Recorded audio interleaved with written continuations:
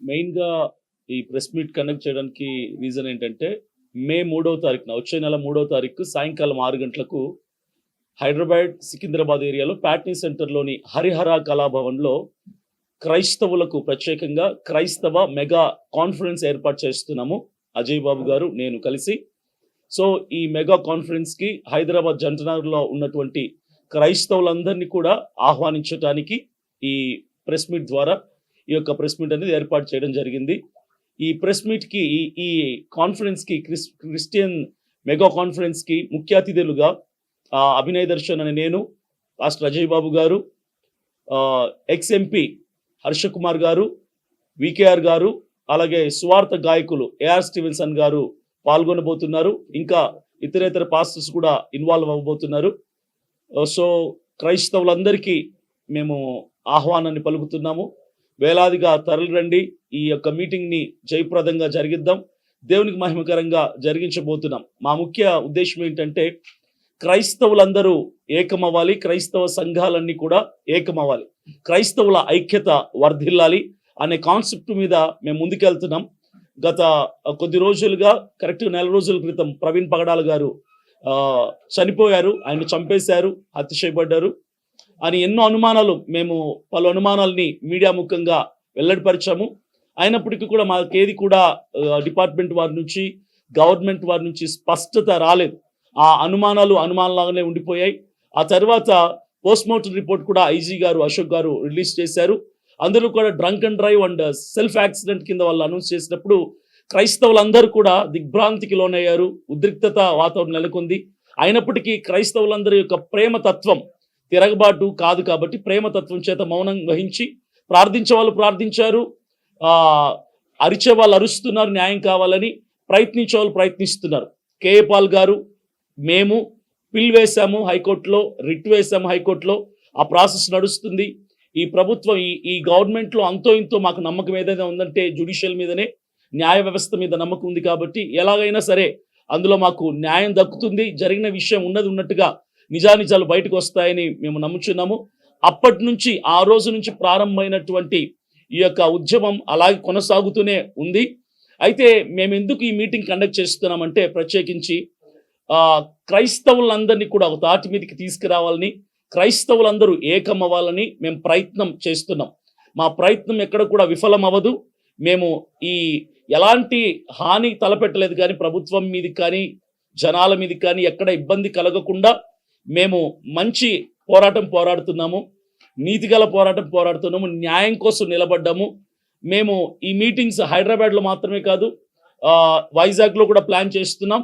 ఇలా ఒక చోట, 2 చోట్ల మాత్రమే కాదు, 2 తెలుగు రాష్ట్రాల్లో, తెలంగాణ అండ్ ఆంధ్రప్రదేశ్ 2 రాష్ట్రాల్లో కూడా ప్రతి కాన్స్టిట్యుయెన్సీలో కూడా ఇలాంటి మీటింగ్స్ ఏర్పాటు చేస్తూ, క్రిస్టియన్ మెగా కాన్ఫరెన్స్లు ఏర్పాటు చేస్తూ క్రైస్తవులందరినీ ఒక తాటికి మీద తీసుకురాబోతున్నాము.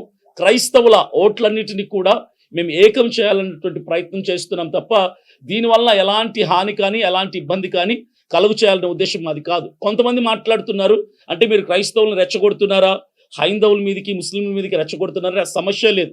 హైందవులు కానీ ముస్లింలు కానీ అందరూ మా సహోదరులే. వాళ్ళ మీద ఎప్పటికీ కూడా మాకు ప్రేమే ఉంటుంది. మేము ఏకం అవటానికి, ఎందుకంటే గతంలో నుంచి చరిత్ర మనం చూసుకుంటే కూడా క్రైస్తవుల మీద, పాస్టర్ల మీద ఎన్నో దాడులు, ఎన్నో కుట్రలు, ఎన్నో హింసలు జరుగుతూనే ఉన్నాయి. కాబట్టి అలాంటి పరిస్థితుల నుంచి మమ్మల్ని మేము కాపాడుకోవటానికి, మమ్మల్ని మేము ప్రొటెక్ట్ చేసుకోవటానికి మాత్రమే క్రైస్తవులందరూ మా తాటి మీదకి తీసుకురావటానికే ఈ మీటింగ్స్ అన్నింటినీ కూడా ఏర్పాటు చేయడం జరుగుతుంది. మీడియా మిత్రులందరికీ ప్రత్యేకంగా సిఎండిఎఫ్ సిపిఎఫ్ తరఫున ధన్యవాదాలు తెలియజేస్తా ఉన్నా. ఈరోజు కొన్ని కీలకమైన విషయాలు మీ దృష్టికి నేను తీసుకొని వస్తాను. సుమారు నెల రోజుల క్రితం ప్రవీణ్ గారు రాజమండ్రిలో అనుమానాస్పద స్థితిలో మరణించినటువంటి విషయం మీ అందరికీ తెలుసు.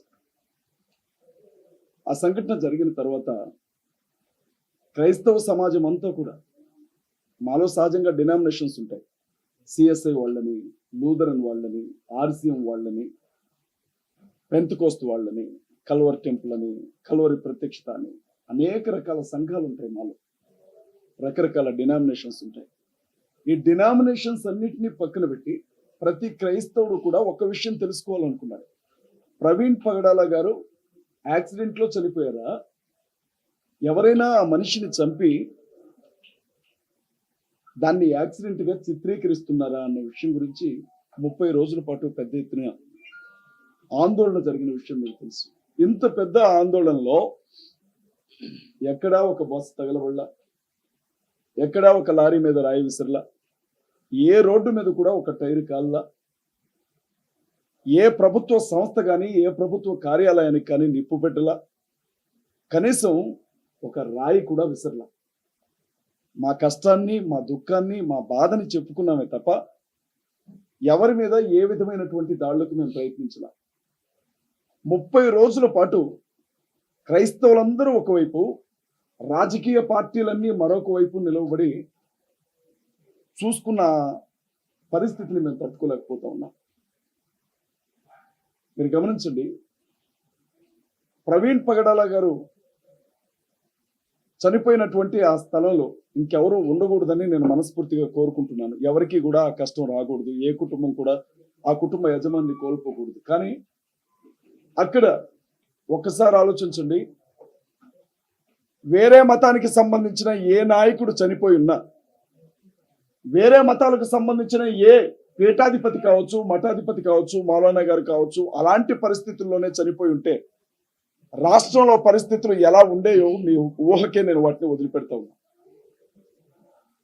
ఇంత జరిగితే ఆంధ్ర రాష్ట్రంలో కొంతంటే కొంత సానుభూతి కూడా దొరక్కపోగా ప్రవీణ్ పగడాల గారి కుటుంబానికి గొప్ప సేవకుడిని మేము పోగొట్టుకున్నామన్న దుఃఖంలో మేము ఉన్నప్పుడు ఆయన ఒక త్రాగుబోతులాగా చిత్రీకరించింది ఆంధ్ర ప్రభుత్వం. చాలా స్పష్టంగా మహాసేన మీడియా అయితే 24 గంటలు అదే పని చేసింది, మీకు తెలుసు. నేను కొన్ని విషయాలు మీ దృష్టికి తీసుకొని వస్తాను. మాట్లాడొచ్చు కదా, కేసులు అయితే ఏం పెట్టరు కదా. ఏమో మాట్లాడితే ప్రశ్నిస్తే కేసు పెడతా ఉంటున్నారు కదా, మళ్ళీ ఏమన్నా కేసులు పెడతారేమోనని మీడియా ముందు మాట్లాడుతున్నారు. దయచేసి బిట్ కట్ చేసి వేయకండి, ఏదైనా ఉంటే పూర్తిగా చూపించండి. ఎందుకంటే నాకు కొంచెం పోలీసులు అంటే భయం. మొన్నే అరెస్ట్ చేసి తీసుకుని వెళ్ళి నెత్తి మీద ఉన్న చుట్టంతా తీసేశారు. ఇది ఎదగడానికే చాలా టైం పట్టింది. ఈసారి గుండు కొడితే బాగా ఇబ్బంది అయింది, మా పిల్లలు చూడలేకపోతున్నారు.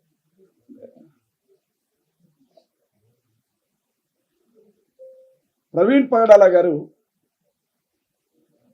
చనిపోయిన తర్వాత ఎస్పీ గారు ఒక ప్రెస్ మీట్ పెట్టారు, మీకు జ్ఞాపకం ఉంటుంది. ప్రెస్ మీట్ పెట్టి ఇక్కడ ఒక మనిషి చనిపోయి పడిపోయి ఉన్నాడు అన్న విషయం మొదటిగా మా ఏఎస్ఐ గారికి ఆయన నడుచుకుంటూ వెళుతుంటే, మార్నింగ్ వాక్ చేస్తుంటే ఎవరో చెప్పారు, అలా తెలిసింది అని చెప్పారు. ఇది మీరు అందరూ సాక్షులేదు. రెండవసారి ప్రెస్ మీట్ జరిగింది.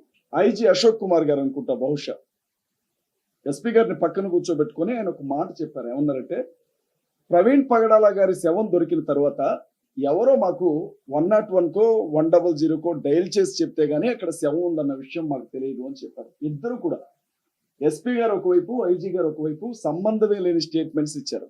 అయినా వాళ్ళని ఎవరు అడగరండి, ఎందుకంటే వాళ్ళు పోలీసులు కాబట్టి. కొన్ని రోజులు గడిచిన తర్వాత ప్రవీణ్ పగడాల గారు మందు తాగి చనిపోయాడు అన్న విషయాన్ని ప్రజలందరికీ చేరవేస్తూ కొన్ని ఛానల్స్లో, నేను ఏ ఛానల్ని కూడా తప్పు పట్టను, ఎందుకంటే మీడియా వారు వారికి అందినటువంటి సమాచారాన్ని బట్టి మాట్లాడుతూ ఉంటారు కాబట్టి, ఆయన లిక్కర్ షాప్లో మందు కొనుక్కున్నాడు అన్న విషయం గురించి పెద్ద ఎత్తున చర్చ జరిగిందండి. నేను ఇదే విషయాన్ని ఐజీ గారిని అడిగాను. సార్, ఆయన మందు తాగాడు, మందు కొనుక్కున్నాడు, లిక్కర్ షాపుల దగ్గరికి వెళ్ళి లిక్కర్ కొన్నట్లుగా ఒక సీసీటీవీ ఫుటేజ్ బయట వైరల్ అవుతోంది, మీరేమైనా మీడియాకి ఇచ్చారా అని అడిగాం. ఆ నెక్స్ట్ డేనే ఐజీ గారు అసలు ఆ ఫుటేజ్ మా దగ్గరికి రాలేదు, దాన్ని మేము విడుదల చేయలేదు అని చెప్పాం. ఆ తర్వాత ఏం జరిగిందో మీ అందరికీ తెలుసు, అది నకిలీ ఫుటేజ్ అని మీడియా వాళ్ళు ప్రకటించారు. ఇక మూడో విషయం, కీలకమైన విషయం, నాకున్న అనుమానం అండి, మళ్ళీ దేశద్రోహం కేసులు ఏం పెట్టద్దు దయచేసి నా మీద. నాకున్న అనుమానం ఏంటంటే, ప్రవీణ్ పగడాల గారు రాత్రి 10:40 11:40 చనిపోయారు అని పోస్ట్ మార్టం రిపోర్ట్ అని చెప్తోంది.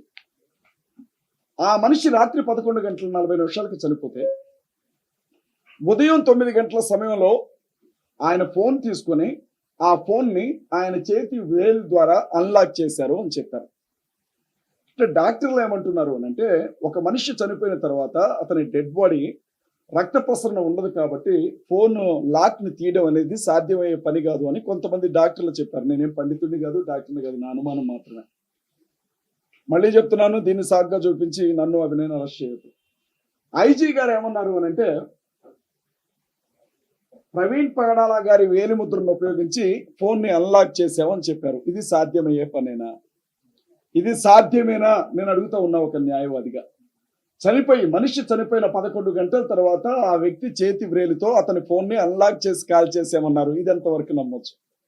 ఇక పోస్ట్ మార్టం రిపోర్టు మీడియాకు కూడా ఇవ్వలేదండి. పోలీస్ డిపార్ట్మెంట్ వాళ్ళ ఫ్యామిలీకి మాత్రమే ఇచ్చారు. మీకు తెలుసు ఆ విషయం.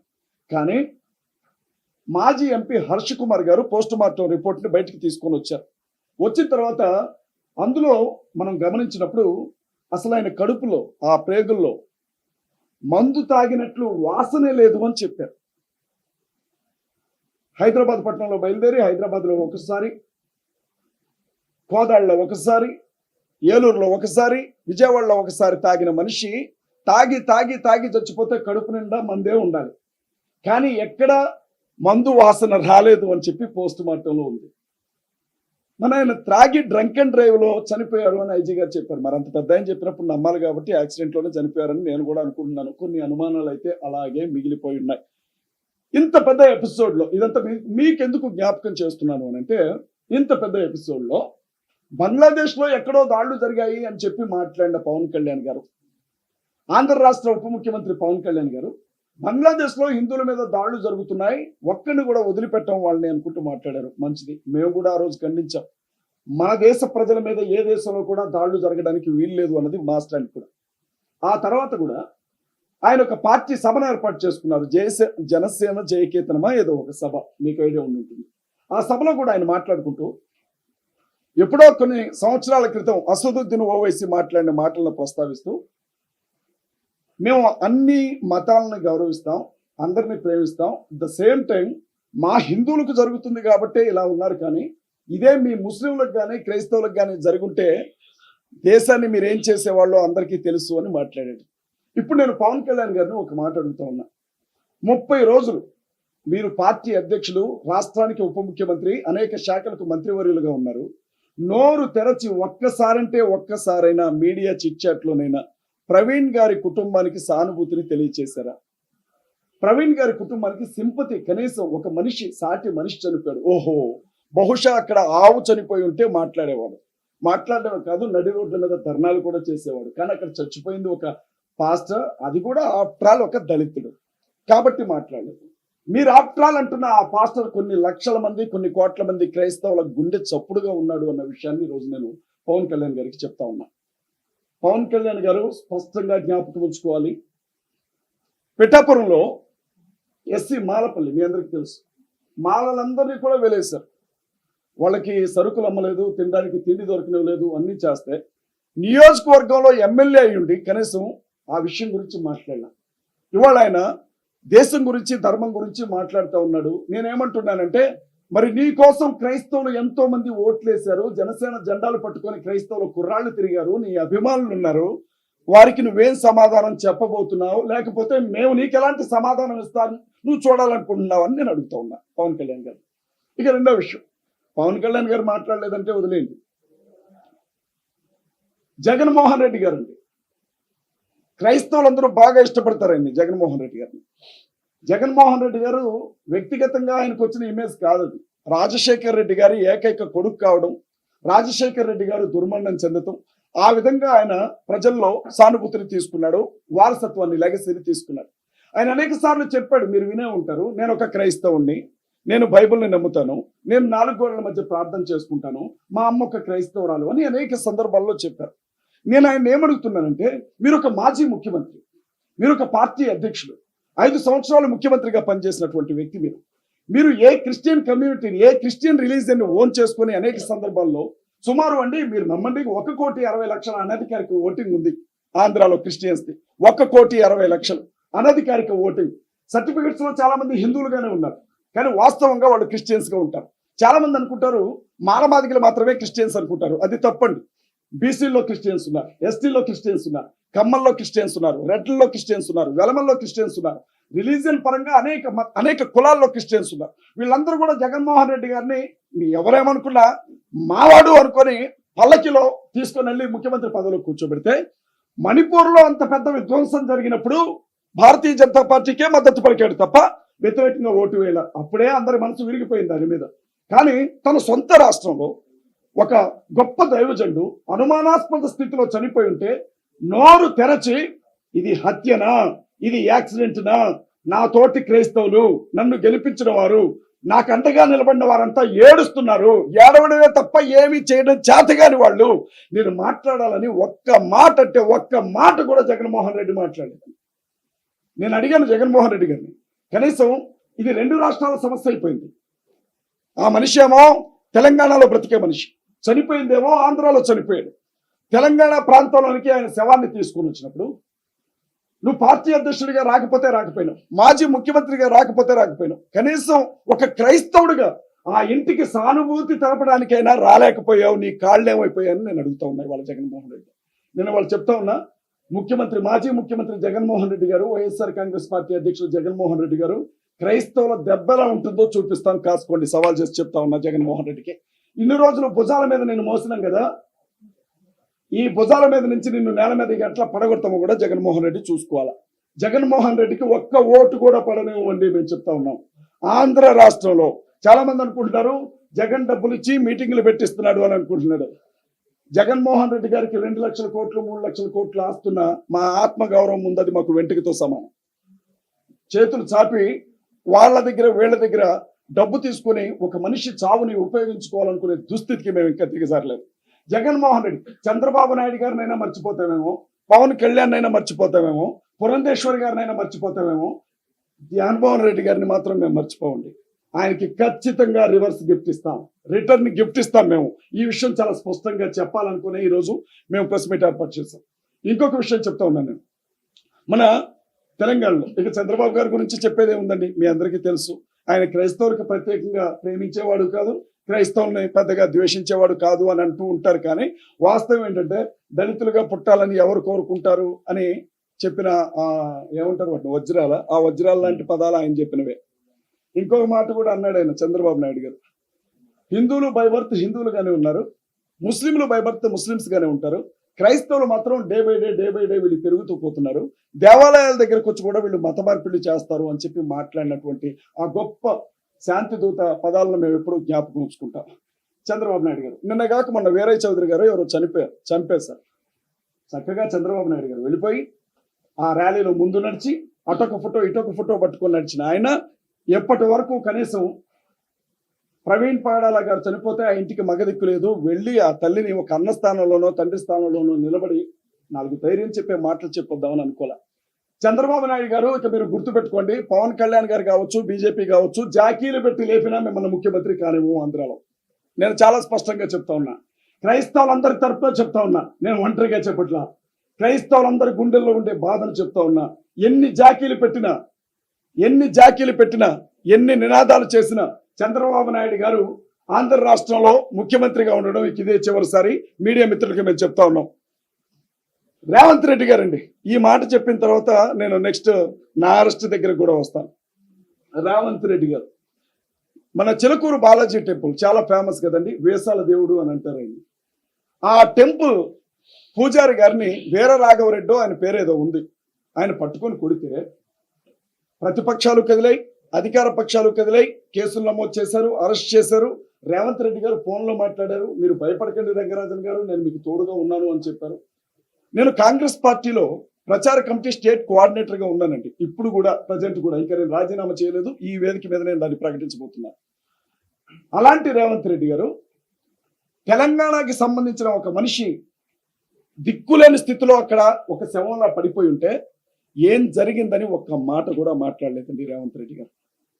కేటీఆర్ గారు బీఆర్ఎస్ పార్టీ అధ్యక్షులు ఒక్క మాట కూడా మాట్లాడలేదండి. నేను అడుగుతా ఉన్నా, మేమేమన్నా కుష్ఠరోగులమా? క్రైస్తవులను ఏమైనా వేరేశారా ఆంధ్ర తెలంగాణ రాష్ట్రాల్లో? మేమేమన్నా అంటరాని వారం అయిపోయామా?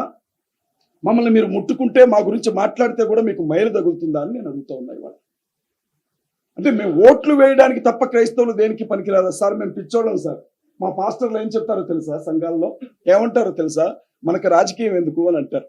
మా పాస్టర్స్ ఏమంటారంటే, మన బైబిల్ మనకు చెప్పింది రాజకీయం చేయమని కాదు, ప్రార్థన చేయమని అని అంటారు. అలాంటి పాస్టర్లని ఆంధ్ర తెలంగాణలో పట్టుకొని కుట్టిన అనేక సందర్భాలు ఉన్నాయి. చర్చిల్ని పడగొట్టిన అనేక సందర్భాలు ఉన్నాయి. బైబిల్ గ్రంథాలను తగలబెట్టిన అనేక సందర్భాలు ఉన్నాయి. అనేక యూట్యూబ్ ఛానల్స్ లో నోటికి వచ్చినట్లుగా మాట్లాడిన సందర్భాలు ఉన్నాయి. ఏ రోజు కూడా ఏ పాస్టర్ రోడ్డు మీద ధర్నా చేయాల. అలాంటి పాస్టర్స్ చివరికి ఓటు వేసే సమయానికి కొంతమంది కాంగ్రెస్ కి, కొంతమంది బీఆర్ఎస్ కి, కొంతమంది టీడీపీకి ఓట్లు వేసుకుంటూ వచ్చాం. మేము మా పార్టీలు అనుకున్నాం, కానీ పార్టీలన్నీ కూడా క్రైస్తవుల విషయానికి వచ్చేసరికి మీరు దేనికి పనికిరాని చెత్త నా కొడుకులు రా, మీకోసం మాట్లాడడానికి ఇక్కడ ఎవరూ లేరు, మీరు అనాథ నా కొడుకులు రా అని మా క్రైస్తవుల్ని అవమానించాయి ఆంధ్ర తెలంగాణ పార్టీలు. కాబట్టి మేమేమనుకుంటున్నామంటే, ఇన్ని రోజులు హనుమంతుడికి తన బలం తెలియదంట. హనుమంతుడిని ఎవరైనా పొగిడితేనే తన బలం ఏంటో తనకు తెలుస్తుందట. క్రైస్తవులకు కూడా వాళ్ళ బలం ఏంటో వాళ్ళకి తెలియదు. అంబేద్కర్ గారు చెప్పారు, బాబాసాహెబ్ అంబేద్కర్, అధికారం కోసం పోరాడిని ఏ జాతి కూడా మనుగడ సాగించలేదు అని. ఇవాళ మేము ఒకటే చెప్తా ఉన్నాం, ప్రతి అసెంబ్లీ నియోజకవర్గంలో నుంచి క్రైస్తవుల ఓట్లు ఎన్ని ఉన్నాయో బయటికి లెక్క తీస్తాం. ఆంధ్రాలో, తెలంగాణలో క్రైస్తవుల ఓటింగ్ పర్సంటేజ్ ఎంత ఉందో లెక్క తీస్తాం. మా ఓట్లు మీకు వద్దు కదా, 2% తో ఓడిపోయిన జగన్మోహన్ రెడ్డి గారు జ్ఞాపకం చేసుకోవాలి. మా ఓట్లు మీకు వద్దు కదా, జస్ట్ 1% తో ఓడిపోయిన ఎమ్మెల్యేలు జ్ఞాపకం చేసుకోవాలి. ప్రతి నియోజకవర్గంలో ఉన్నటువంటి మా క్రిస్టియన్ ఓట్స్ అన్నింటినీ బయటకు తీస్తాం. ప్రజాస్వామ్యవాదులైన హిందువులకు ఏం జరుగుతుందో చెప్తాం. ఇప్పటికీ కూడా నోట్లో మూత్రాలు పోయబడుతూ అవమానించబడుతున్న దళితులకు ఏం జరుగుతుందో చెప్తాం. భారతదేశంలో పుట్టినంత మాత్రాన ఈ దేశ భక్తి ఉండదు, భారతదేశంలో పుట్టినంత మాత్రాన వీళ్ళు ఈ దేశ ప్రజలు కారు, వీళ్ళు ఎప్పుడు పాకిస్తాన్కే వస్తాదు పలుకుతారు అని మాట్లాడుతున్న ముస్లిం సహోదరులను కూడా కలుపుకుంటాం. రాబోయే ఎన్నికల్లో తప్పనిసరిగా మమ్మల్ని తొక్కి పట్టిన ఈ రాజకీయ పార్టీలను తొక్కి పట్టి నరం తీస్తాం. అది చెప్పడానికి ప్రెస్ మీట్ ఏర్పాటు చేశాం. ఎట్టి పరిస్థితుల్లో వదిలిపెట్టవు రాజకీయ పార్టీ. మీరు అనుకోవచ్చు, అది సాధ్యమేనా? రాజకీయం అంటే డబ్బుతో కూడుకుంది, కులంతో కూడుకుంది, మతంతో కూడుకుంది, ప్రాంతంతో కూడుకుంది, ఇది సాధ్యమేనా అని మీరు అనొచ్చు. అయితే క్రైస్తవులు ఎప్పుడూ ఒక గీత వెనుకుంటారు. ఆ గీత దేవుని మాట. ఆ గీత దాటి ముందుకు రారు. ప్రవీణ్ పగడాల గారి మరణం తర్వాత రాజకీయ పార్టీలు వేసిన ఎత్తులన్నీ చూసిన తర్వాత ఆ గీత తెగింది క్రైస్తవ సమాజానికి. ఇప్పుడు ఏమంటున్నారు తెలుసా? పాస్టర్స్ అంటున్నారు మేము పోటీ చేస్తాం రాబోయే సర్పంచ్ ఎన్నికల్లో, పాస్టర్స్ చెప్తున్నారు మేము పోటీ చేస్తాం రాబోయే ఎమ్మెల్యే ఎన్నికల్లో.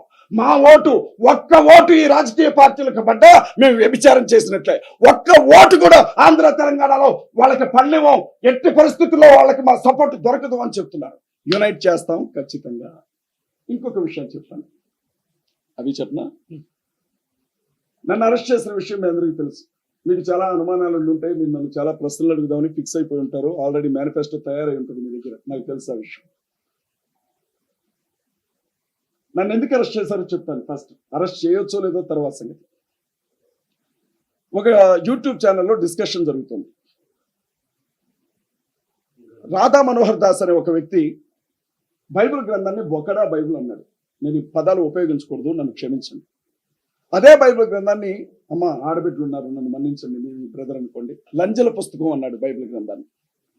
అదే బైబిల్ గ్రంథంలో ఉండే మరేని యేసుక్రీస్తు ప్రభు తల్లి వ్యభిచారం చేసి కన్నది అని చెప్పి మాట్లాడినప్పుడు నేను ఏమన్నానంటే, అరే నాయన, బైబిల్ బూతు పుస్తకం అంటున్నారు మీరు, మరి మీ గ్రంథాల్లో ఉన్నాయి ఏంట్రా అని చెప్పి ఆ గ్రంథంలో ఆ గ్రంథ రచయిత రాసిన ఓ చిన్న విషయం చెప్పానండి. దానికి ఒక కేసు నమోదు చేశారు. నేను కల్పించింది కాదు, ఎటకారం చేయలేదు, నేను ఉన్నదే చెప్పాను. ఒక కేసు. రెండో విషయం ఏంటో తెలుసా? బైబిల్ గ్రంథాన్ని బోధించే ఒక మత బోధకుండింది. బైబిల్ గ్రంథంలో యేసుక్రీస్తు ప్రభువు అనేవాడు ఆత్మ తప్ప ఆయనకి విగ్రహం ఉండదు అని బైబిల్ చెప్తుంది. 66 పుస్తకాల్లో ఎక్కడ విగ్రహారాధనకి బైబిల్ ఒప్పుకోదు. ఒక మిత్రుడు ఇంకొక యూట్యూబ్ ఛానల్లో యేసుక్రీస్తు ప్రభు గురించి అడిగినప్పుడు నేను చెప్పాను, ఆయన ఆత్మ తప్ప విగ్రహం కాదు, ఒకవేళ అది విగ్రహం అని మీరు భావిస్తే నాకు ఇస్తే పగలగొడతాను అన్నాను. ఆ మాట అనకుండా ఉండాల్సిందే, కానీ బైబిల్ చెబుతున్న దాన్ని నేను చెప్పాను. దీని మీద ఒక కేసు నమోదు చేశాను. ఇంకొక విషయం ఉంది, బంజారా హిల్స్ పోలీస్ స్టేషన్ పరిధిలో సైబర్ క్రైమ్ కి సంబంధించిన ఒక కానిస్టేబుల్, అతని పేరు భరత్ ఏదో ఉంది, అజయ్ బాబు మత కల్లోలాలు రెచ్చగొట్టే వ్యాఖ్యలు చేశాడని చెప్పి ఒక కేసు పెట్టేశాడు. హుటాహుటిన సాయంత్రం 6:45 సమయంలో ఒక పోలీస్ వ్యాన్, అది పోలీస్ వ్యాన్ కూడా కాదు, మహారాష్ట్రకి సంబంధించినటువంటి నంబర్తో ఉంది, అది సుమో, అది మా ఇంటి ముందుకు వచ్చి ఆగింది. వాళ్ళు సీన్ ఎట్లా క్రియేట్ చేశారంటే, మా ఇంటి ఎదురుగా ఉండే ఇంట్లో ఎవరో దొంగలు పడ్డారు, వాళ్ళని పట్టుకోవడానికి పోలీసులు తరుముతున్నారు అన్నట్లుగా పోలీసులు క్రియేట్ చేశారు. మరి ఇంట్లో ఆడబిడ్డలు ఉంటారు, సాయం చేద్దాం అన్నట్లు మేము బయటికి వెళ్ళాం. వెళ్ళగానే 2 నిమిషాలు అటు ఇటు చూశారు, నన్ను పట్టేసుకున్నారు. నేను అన్నాను, నాకు అర్థమైంది నాయన, సీన్ నాకు అర్థమైంది, నా కోసం వచ్చారని. నేనేం పారిపోయేవాడిని కాదు. ఒక్క నిమిషం మీరు అవకాశం ఇస్తే నా భార్యకు ఒక మాట చెప్పి వస్తానన్నా కూడా నన్ను వదిలిపెట్టలేదు పోలీసులు. పోలీస్ డిపార్ట్మెంట్ వాళ్ళు వచ్చిన లీవ్ పోలీసులు అని మాకు ఎట్లా తెలుస్తుందండి? డ్రెస్లో ఉంటే వచ్చింది పోలీసులు అని చెప్తాం. లేదు, వచ్చిన వాళ్ళు, అమ్మ నీ భర్తని ఫలానా పోలీస్ స్టేషన్లో కేసు నమోదైంది, అరెస్ట్ చేసి తీసుకెళ్తున్నాం, మీ లీగల్గా మీ లాయర్లకు చెప్పుకోండి అని చెబితే మా వాళ్ళు కంగారు పడరు. వచ్చిన వాళ్ళు కాశీదారాలు కట్టుకున్నారు, ఒక్కొక్కళ్ళు గడ్డాలు పెంచుకుని ఉన్నారు, బొట్లు పెట్టుకున్నారు. అప్పటికే నన్ను చంపుతాను అన్న బెదిరింపులు చాలా వస్తున్నాయి. మరి ఆ పరిస్థితుల్లో మహారాష్ట్ర వెహికల్ అది, నన్ను పోలీస్ స్టేషన్కి తీసుకెళ్తున్నారో తెలీదు, ఎక్కడికైనా ఎత్తుకెళ్తున్నారో తెలీదు, ఇంటికి ఏ విధమైన ఇన్ఫర్మేషన్ ఇవ్వలేదు, నన్ను తీసుకొని వచ్చారు. ఇక ఆ తర్వాత ఏం జరిగిందో మీ అందరికీ తెలుసు. మీకు ప్రత్యేకంగా కృతజ్ఞతలు చెప్తున్నాను. మీ రేటింగ్ కోసం రాశారో నాకు తెలియదు, వార్తను వార్తగా చూపించాలని ఆశపడ్డారో నాకు తెలియదు, ఏం జరుగుతుందో ప్రజలకు చెప్పాలని అనుకున్నారో నాకు తెలియదు. కానీ ఆ 7 రోజులు నేను జైల్లో ఉన్నంత వరకు, 7 రోజులు నేను జైల్లో ఉన్నంత వరకు ప్రతిరోజు కూడా మీరు పెట్టిన చర్చా వేదికలు దేవుని దయ వల్ల నన్ను బతికించాయి. మీడియా మిత్రులందరికీ కూడా, ఎస్పెషల్లీ డిజిటల్ మీడియా మిత్రులందరికీ కూడా కృతజ్ఞతలు తెలియజేస్తా ఉన్నా. దానికోసం ఈ మీటింగ్ ఏర్పాటు చేశాను. మీరు చూడండి, నా జుట్టును చూడండి. ఎప్పటి వరకు నేను ఎప్పుడు మీడియా ముందు మాట్లాడుతున్నా. జైలుకి తీసుకెళ్లిన తర్వాత నేనేమి శిక్షపడ్డ ఖైదీని కాను, లేకపోతే నేనేమి ఉగ్రవాదిని కాను. ఎవరో ఒక అధికారి వాడి జుట్టు మొత్తం తీయమని చెప్పడం నేను విన్నాను పక్కన, అతని పేరు నాకు తెలియదు. ఇది నేను కటింగ్ చేయించుకున్నాను, ఆ మిగిలిన కొంచెాన్ని కటింగ్ చేయించుకొని కలర్ వేయించుకున్నాను. ఎంత దారుణంగా నన్ను అవమానించారంటే, అక్కడ కొంచెం అక్కడ కొంచెం అక్కడ కొంచెం అక్కడ కొంచెం తీశారు. ఓకే, పర్వాలేదు అనుకున్నాను, నిలబడ్డాను. నన్ను జైళ్ళ శాఖకి సంబంధించిన ఒక అధికారి నన్ను చూడడానికి వచ్చాడు, అతని పేరు నాకు తెలియదు. ఆఫీస్లో కూర్చొని ఖైదీలందరితో పాటు నన్ను పిలిపించారు. నేను వెళ్ళాను. వెళితే కాళ్ళకుండా చెప్పులు తీయించారు నాతో. ఎర్రటి ఎండలో నల్లరాతి బండ అది, ఆ బండ మీద నిలబెట్టారు 15 గంట సేపు. వచ్చిన వ్యక్తి ఏ కేసులో వచ్చావు అని అడిగాడు. సార్ కమ్యూనల్ ఇష్యూ అన్నాను. అక్కడ మొదలు పెట్టాడండి లానా కొడక అనుకుంటూ. నోటికి ఎన్ని మాటలు వస్తాయి అన్ని మాటలు తిట్టాడు. అతను క్రైస్తవులను తిట్టాడు, ముస్లింలను తిట్టాడు, అందరినీ తిట్టాడు. నేనేమంటున్నానంటే, మీకు ఆర్ఎస్ఎస్ భావజాలం అంతుంటే కాకి డ్రెస్ వదిలేసి కాషాయ బట్టలు కట్టుకొని తిరగండి. నేనే తప్పు చేయలే. నన్ను నోటికొచ్చినట్లుగా నా తల్లిని కూడా తిట్టాడు.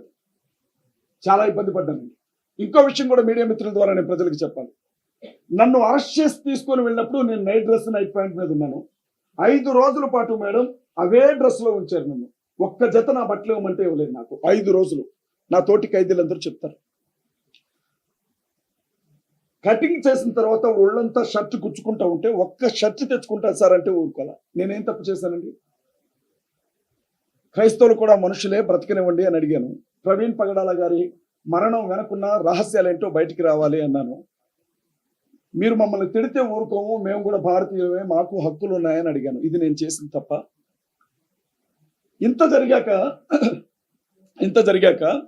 5 రోజుల పాటు పోలీస్ కస్టడీకి కావాలని అడిగారు నన్ను పోలీసు. నేనేం చేశానో నాకు ఇప్పటికి అర్థం కావట్లా. మీకేమన్నా అర్థం అయితే చెప్పండి. 5 రోజులు పోలీస్ కస్టడీకి అడిగారు నన్ను. ఏం చేద్దామని? చంపేద్దామని. ఎక్కడికెక్కడ ఇంత ఈ ఎంటైర్ ఎపిసోడ్ లో నేను బయటకు వచ్చాను అని అంటే ఆ జడ్జి గారికి నేను కృతజ్ఞతలు చెప్తా ఉన్నా. ఎందుకంటే ఆ తల్లి అడిగారు, పెట్టిన సెక్షన్లకి ఈ కేసుకి ఏమన్నా సంబంధం ఉందా అని. ఆవిడ పంపించారు. మా లాయర్లు ప్రశాంత్ గారు కావచ్చు, జ్యోతక్క కావచ్చు, ప్రశాంతక్క కావచ్చు, కిరణ్ గారు కావచ్చు, పట్టుబట్టి కొట్లాడి బయటకు పంపించారు. ఇక బయట అభి ఏం చేశాడో మీ అందరికీ తెలుసు. నేను లేను అన్న ఒక్క విషయమే కానీ 24 గంటలు కూడా నా పనిలోనే ఉన్నాడు అభి. ఏం చేశారు, ఏం జరిగింది? పోలీస్ స్టేషన్ దగ్గరికి జనం వచ్చారు. మీకు తెలుసా, అర్ధరాత్రి పూట 500-600 మంది తుకారం గేట్ దగ్గరకు వచ్చారు.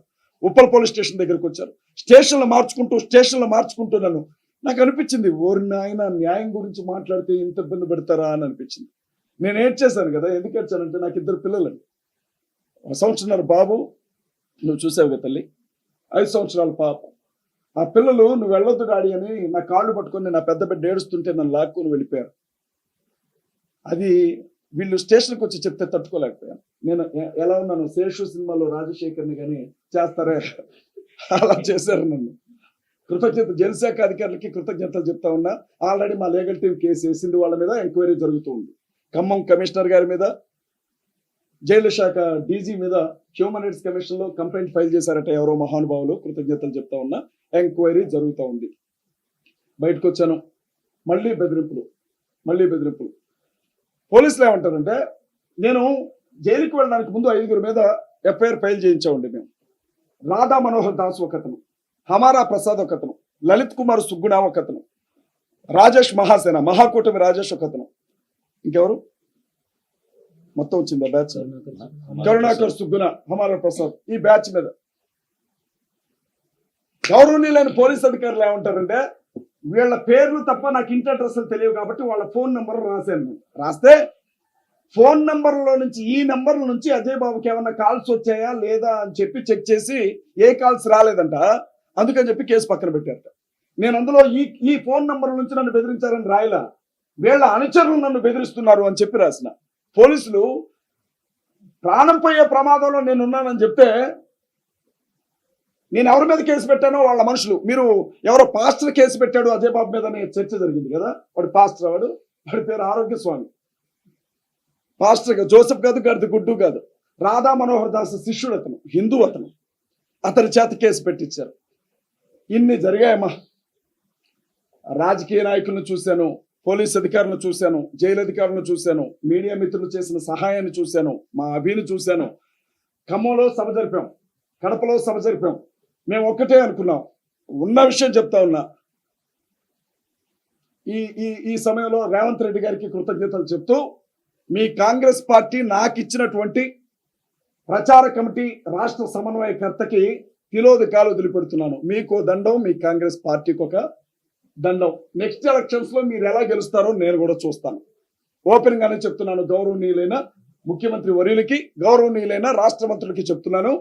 నేను తెలంగాణ యూత్ ఫోర్స్ కి రాష్ట్ర అధ్యక్షుడిగా చేశాను. తెలంగాణకి సంబంధించినటువంటి యువజన సంఘానికి అధ్యక్షుడిగా ఉన్నాను. నేను తెలంగాణ లా స్టూడెంట్ అసోసియేషన్ కి ప్రెసిడెంట్ గా చేశాను. ఈరోజు సిఎండిఎఫ్ అనే సంస్థకి అధ్యక్షుడిగా ఉన్నాను, క్రిస్టియన్ ముస్లిం దళిత్ డిఫెన్స్ ఫోర్స్ అనే సంస్థకి. నేను చెప్తా ఉన్నా, మీకోసం నా చివరి రక్తం పొట్టు వరకు దారబోసి మీరు ఓడిపోవడంలో నేను ఉంటానని చెప్పి మీకు మాటిస్తా ఉన్నా. కాంగ్రెస్ పార్టీని నామరూపాలు లేకుండా చేస్తాం తెలంగాణ రాష్ట్రంలో. నా ఒక్కడి విషయమే కాదు, ఎవరికి అన్యాయం జరిగినా న్యాయం జరగాలి, ఎవరికి కష్టం వచ్చినా న్యాయం జరగాలి. మీరే కదా రాష్ట్ర ముఖ్యమంత్రి అంటే, తండ్రితో సమానమే కదా రాష్ట్ర ప్రజలందరికీ. మీరు పట్టించుకోకపోతే ఎవరు పట్టించుకుంటారు? అంటే ఈ స్థానంలో నేను ఉన్నాను, నాకే దిక్కు లేకపోతే ఇక సగటు కార్యకర్తల పరిస్థితి ఏంటి? 2022లో జమిలీ ఎన్నికలు వస్తున్నాయి కదా, ఎవడొస్తాడో ఎవడు పోటీ చేస్తాడో మేము చూస్తామండి. ఇందులో భాగంగానే ప్రతి జిల్లాలో ఉండే క్రైస్తవులందరినీ ఒక తాటి మీదకి తీసుకురావడానికి కాన్ఫరెన్స్లు ఏర్పాటు చేస్తున్నాం. మా వెనక చంద్రబాబు లేరు, రేవంత్ రెడ్డి గారు లేరు, జగన్మోహన్ రెడ్డి గారు లేరు, కేసీ రావు గారు లేరండి. మా వెనక క్రైస్తవులు ఉన్నారు, మా వెనక దేవుడు ఉన్నాడు. ధైర్యంగా మేము ముందుకెళ్తా ఉన్నాం. 3వ తారీఖు, మే నెల 3వ తారీఖు హైదరాబాద్ పట్టణంలో ప్యాట్నీ సెంటర్లో హరిహర కళాభవన్లో సాయంత్రం 6 గంటల నుంచి 10 గంటల వరకు హైదరాబాద్ మెగా క్రిస్టియన్ కాన్ఫరెన్స్ జరుగుతుంది. హర్ష కుమార్ గారు చీఫ్ గెస్ట్ గా వస్తున్నారు. మాజీ ఎంపీ హర్ష్ కుమార్ గారు. కేఏ పాల్ గారితో నేను మాట్లాడాను ఆల్రెడీ. మీడియా ముఖంగా వారికి కృతజ్ఞతలు చెప్తున్నా. ఎందుకంటే వారు ఎవరో నాకు వ్యక్తిగతంగా తెలియదు. ఆయన తెలుసు, ఆయన హీరో అండి, ప్రపంచ శాంతి దూత, ప్రపంచం మొత్తానికి తెలుసు. కానీ నేను ఆయనకి తెలియడం పెద్ద విషయం, ఆయన నాకు తెలియడం పెద్ద విషయం కాదు. అజయ్ బాబుని అరెస్ట్ చేశారు, విడుదల చేయకపోతే 2 రోజుల్లో నేనే వస్తానని చెప్పారు. ఆయనకి ప్రత్యక్షంగా కృతజ్ఞతలు తెలియజేస్తా ఉన్నా. అందరూ ఆయన్ని పిచ్చోడన్నారు. వాస్తవంగా అండి, ఇక్కడ కూర్చొని ట్రంప్తో మాట్లాడగలిగిన మగాడైనా, ఇక్కడ కూర్చొని శాంతి చర్చలు చేయగలిగి విశ్వగురు అని ఎవడికారు చెప్పుకోవడం కాదు, జనం చెప్పాలా. అలాంటి వ్యక్తి నాకు అండగా నిలబడ్డారు. ఆయన వస్తున్నారు అక్కడికి, అభి గారు వస్తున్నారు. సిపిఎఫ్ క్రిస్టియన్ ప్రొటెక్షన్ ఫోర్స్ కి సంబంధించినటువంటి వ్యవస్థాపక అధ్యక్షులు అభి గారు ఉంటారు అక్కడ. వికేఆర్ గారు వస్తారు, నేను కూడా వస్తున్నాను వీళ్ళందరిలో ఒకటిగా. అలాగే మా మట్టి ప్రసాద్ గారండి, తెలంగాణ సిఎండిఎఫ్ రాష్ట్ర అధ్యక్షులు, అలాగే ఇన్ఛార్జ్ గా ఉన్నటువంటి ఆదిత్య గారు. మీరు గమనించండి, సాయంత్రం 6 గంటలకల్లా చేరుకోండి, ఎందుకంటే జనం సరిపోరు, భారీ ఎత్తున జనం రాబోతున్నారు కాబట్టి సాయంత్రం 6 గంటలకల్లా క్రైస్తవులు అక్కడికి చేరుకోండి. భవిష్యత్ కార్యాచరణ ఏంటి, ఎలా మనం ముందుకెళ్ళాలి అన్న విషయంలో మేధోమథనం జరుగుతుంది. అక్కడ ప్రతి జిల్లాలో కూడా క్రైస్తవ పెద్దల మేధోమథనం కార్యక్రమం జరుగుతుంది. ఇన్ని రోజులు రాజకీయం ఒకెత్తు, ఇక ముందు జరగబోయే రాజకీయం ఒకెత్తు. నేను చెప్తా ఉన్నా, అవసరమైతే ఎన్నికల బరిలో మేము కూడా నిలవబడతాం. నేను అభితో ఒకటే మాట చెప్పాను, ఇన్ని రోజులు సేవ చేశాం, దేవుని వాక్యం చెప్పాం, పాస్టర్స్తో సంఘాలతో మాట్లాడాం. నేను అంటున్నాను, కొడితే కుంభస్థలమే కొట్టాలి.